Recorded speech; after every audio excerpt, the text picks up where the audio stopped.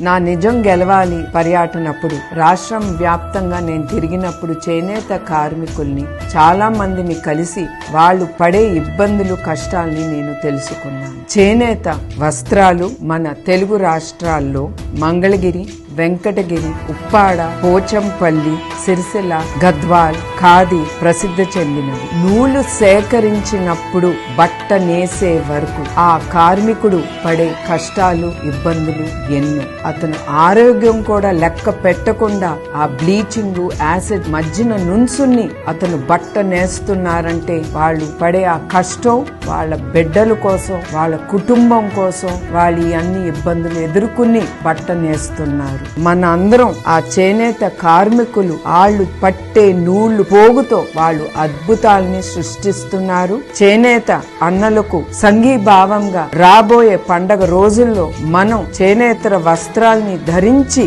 నేతలను ఆనందంలో మనం కూడా వాళ్ళతో పాలు పంచుకుందాం. మన చేనేత, మన సంస్కృతి, మన సాంప్రదాయం.